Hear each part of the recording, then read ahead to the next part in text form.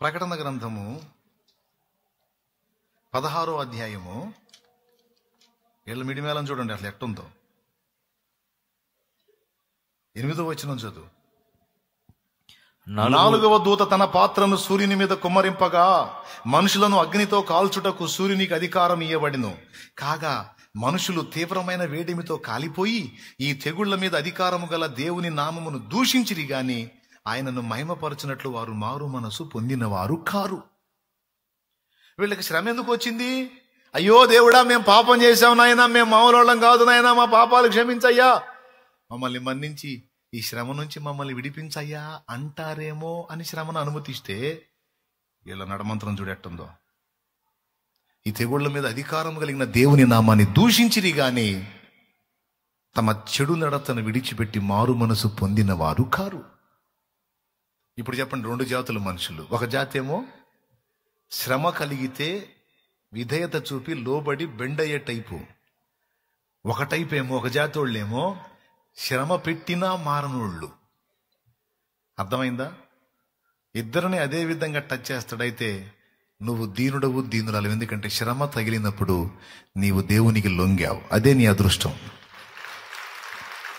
నువ్వు దేవునికి విధేయత చూపావు ఈ శ్రమ వలన. ఎంతమంది ఒప్పుకుంటారండి? దేవుని సహవాసానికి వచ్చిన వాళ్ళలో పెక్కు మంది శ్రమ కొలిమిలో నుండే నేను దేవుని పాదాల దగ్గరికి వచ్చాను అన్న వాళ్ళు చేతులు ఎత్తండి, అట్లా గదిలించండి. అది అందరూ శ్రమ కొలిమిలో నుండే వచ్చారు అంటే ఒప్పుకున్నారు. ఒక పట్టానైతే లొంగే పరిస్థితి వచ్చింది, అప్పుడు లొంగారు. మరి ఇప్పుడు కోపం రాలేదా దేవుడి మీద? ఏమయ్యా, నన్ను ఇట్ట రప్పించడానికి నాకు ఇన్ని బాధలు పెట్టాలా నువ్వు?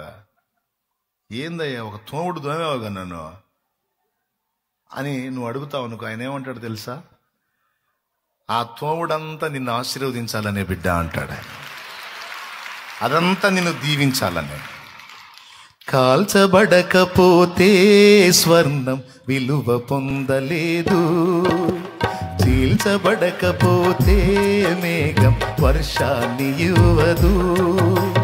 కాల్చబడకపోతే స్వర్ణం విలువ పొందలేదు, చీల్చబడకపోతే మేఘం వర్షాన్ని ఇవ్వదు.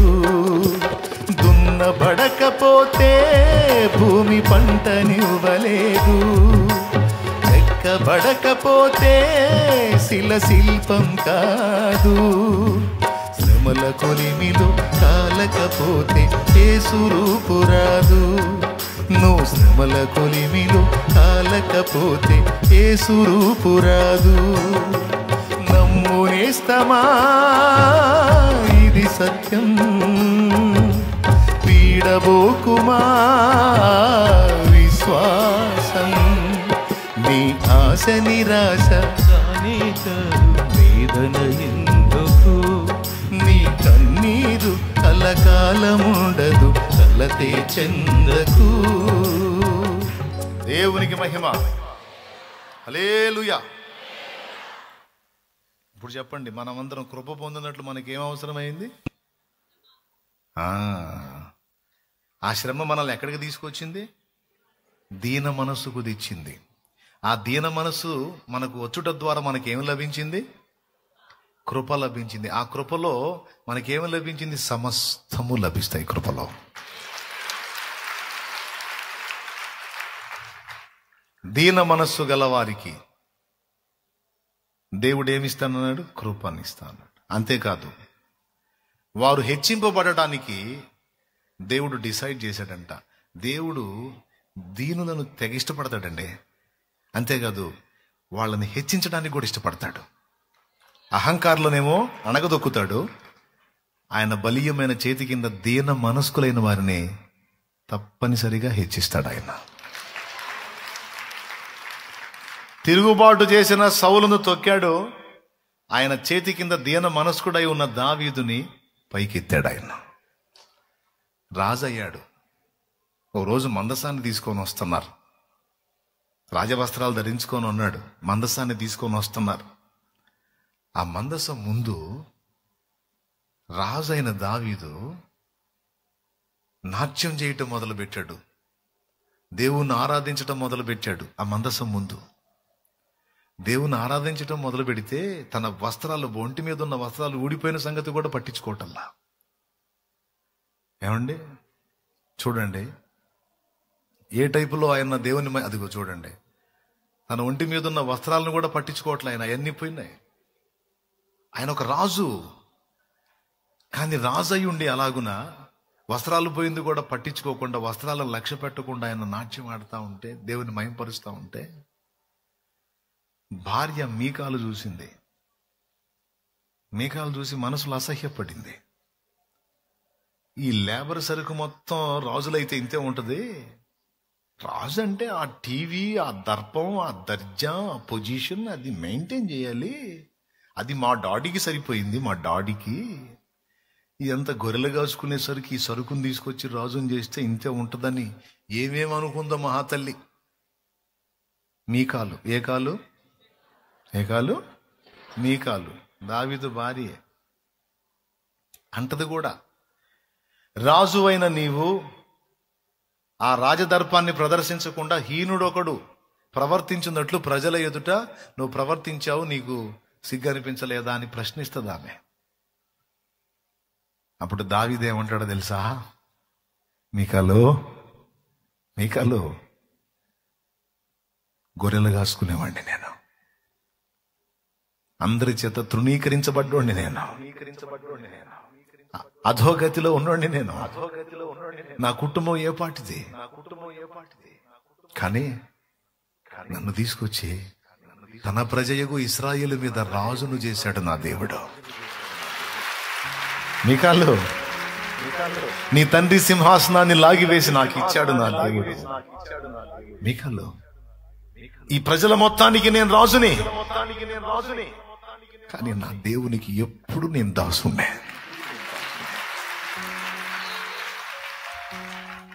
ఎన్నికలేని నన్ను ప్రేమించి లోకము నుండి నన్ను వేరుపరచి నీ సన్నిధిలో. మళ్ళీ టైం ఎక్కువ అయిద్దిలే, ఏమండి? మళ్ళీ మీకు ఇబ్బంది అయిద్దేమో. ఎన్నికలేని నన్ను ప్రేమించి లోకము నుండి నన్ను దూరపరచి నీ సన్నిధిలో, నీ కౌగిలిలో, నీ సన్నిధిలో, నీ కౌగిలిలో నిత్యము నిలువగా పిలిచావు. మలిన బ్రతుకును నూతన పరచి, మలిన బ్రతుకును నూతన పరచి పరిమళ సువాసనగా నన్ను మార్చినావు. హల్లెలూయా యేసయ్యా.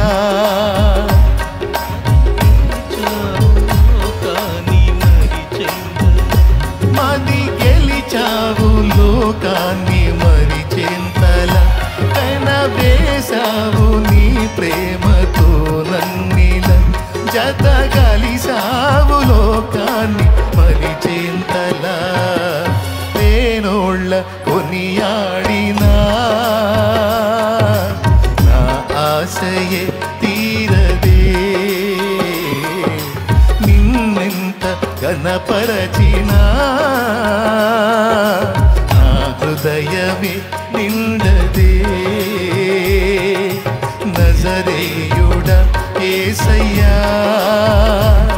నీ స్తుతి తప్ప ఆనందమే లేదుగా, నా స్థితి మార్చినది స్తోత్రనిధి. నీ స్తుతి తప్ప ఆనందమే లేదుగా, నా స్థితి మార్చినది స్తోత్రనిధి. దేవునికి మహిమ. నా దేవుని ముందు నేను ఎప్పుడు దాసుండే పిచ్చిదన్నా.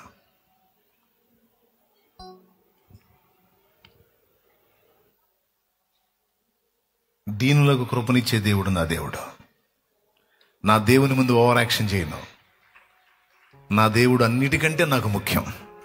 అందరికంటే నాకు ముఖ్యం. ఇక ఆయన ముందు నేను ఏంటి అనేది కాదు, నేను దాసుణ్ణే. హీనుండి అన్నావు కదా, హీనుండే. ఆయన పాదాల చెంత నేను ఎప్పుడు హీనుండే, ఆయనకి ఎప్పుడు దాసుణ్ణి. నేను ప్రజలకి రాజునే, ఆయన నాకు రాజు, నా రాజాది రాజు.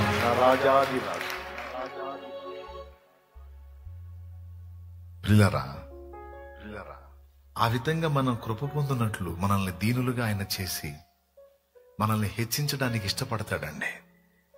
దీనుల్ని హెచ్చించడానికి ఇష్టపడతాడు దేవుడు, అహంకారులను కాదు. అంతేకాదు, మూడో మాట ఏంటో తెలుసా? దీనుల దగ్గర ఉండటానికి ఇష్టపడతాడంట దేవుడు.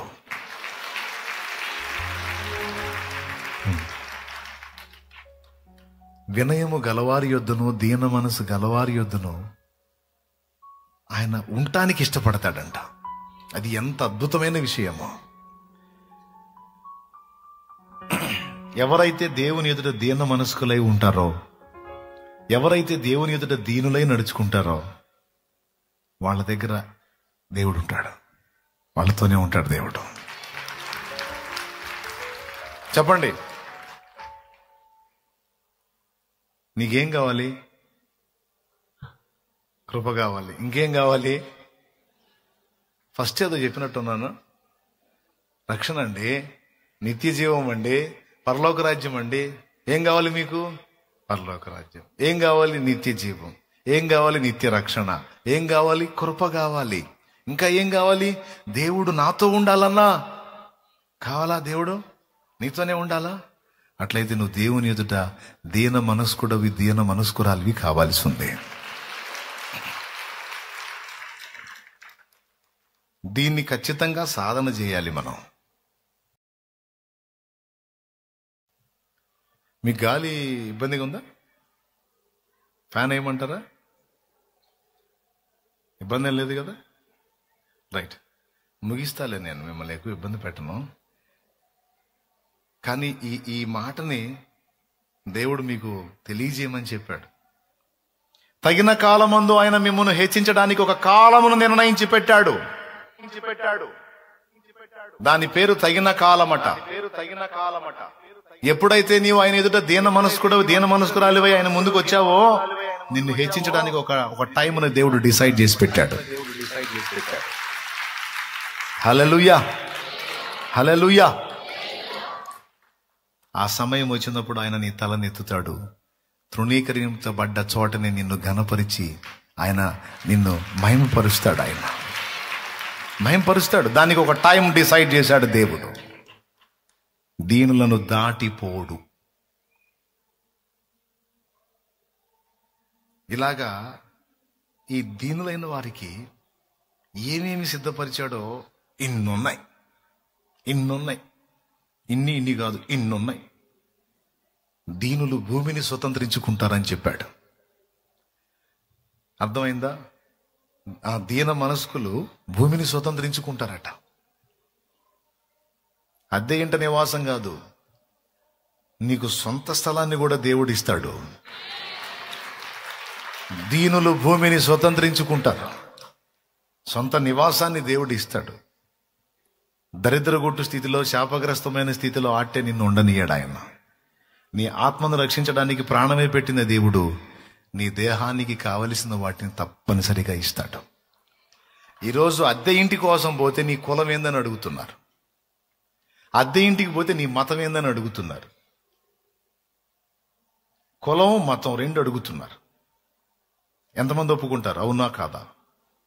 కొంతమంది కన్నీళ్లతో వస్తున్నారు నా దగ్గరికి. ఇల్లు దొరకట్లేదన్నా. నేను చెప్తున్నాను, బాధతో చెప్తున్నాను, డోంట్ వరీ, వేదన పడద్దు. అద్దె ఇళ్ల కోసం తిరిగే పరిస్థితి నీకు కలగకుండా నీకు సొంత గృహాన్ని నా దేవుడు ఇస్తాడు. అవసరమైతే నువ్వు ఇంకొక గదిని ఇంకొకటికి అద్దెకిచ్చే స్థితి నీకు ఇస్తాడు ఆయన. కానీ నీ దగ్గర అద్దెకి వచ్చిన వాళ్ళు నువ్వు అడగవాకు. కులాలు గిలాలు ఆ దరిద్రం అడగవాకు. కొంతమంది అడుగుతున్నారు,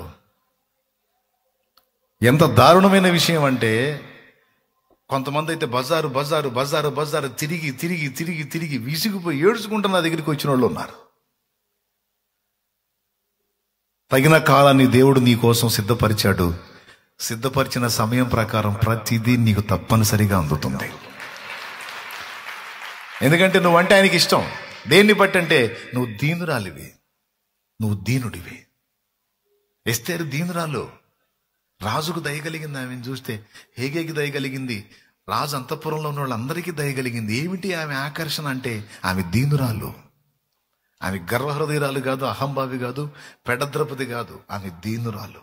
ఆ దీనత్వమే పెద్ద ఆకర్షణ, ఆ దీనత్వమే పెద్ద అలంకరణ.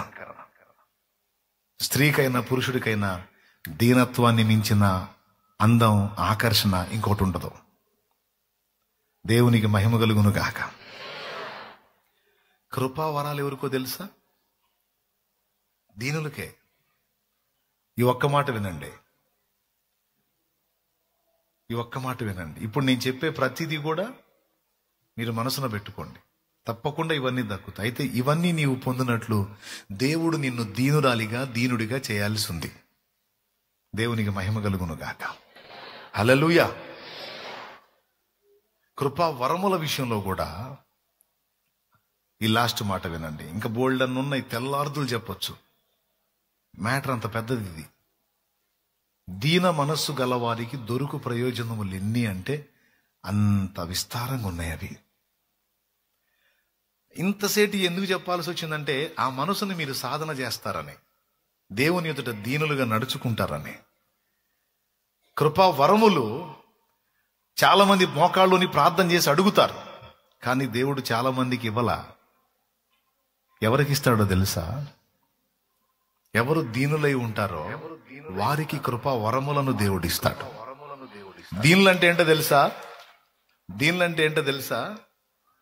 కృపా వరము అవతలి వ్యక్తి మీద పనిచేసి వాళ్ళ జీవితంలో కార్యం జరిగినప్పుడు ఆ మహిమను దేవునికి ఆపాదించి వారు దీనులై తగ్గించుకుంటారు చూడు, వాళ్లలో నెరవేరిద్ది కృపావరం.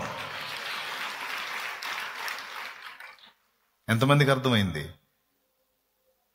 కృపావరాలు ఉన్నాయండి, 9 కృపావరాలు ఉన్నాయి. ఇంకా పెచ్చు కూడా ఉన్నాయి వరాలు. అవన్నీ దేవుడు మనకిచ్చి మనలో కార్యసిద్ధి కలుగజేయగలడు.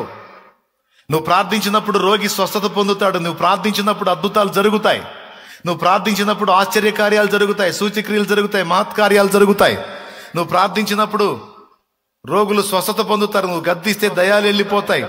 నువ్వు ఆశువుగా మాట పలికితే దేవుని నామాన్ని బట్ట జరిగిద్ది. అయితే ఏ స్థితిలో జరిగిద్ది అంటే, దీన మనస్సుని నీవు నేను మనం కలిగి ఉన్నప్పుడు అది నెరవేరిద్ది. ఎందుకంటే మీరు కావాలంటే బైబిల్ చూడండి, ఇంటికి వెళ్ళినాక. ఇప్పుడు వద్దులే.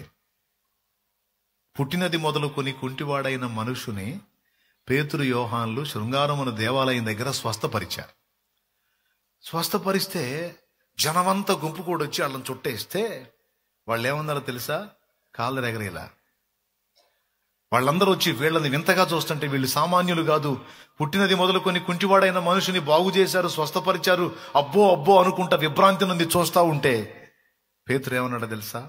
మా సొంత శక్తి చేతనైనను భక్తి చేతనైనను నడువను వీనికి శక్తి ఇచ్చినట్టు మాకెళ్ళి ఎందుకు చూస్తున్నారు మీరు?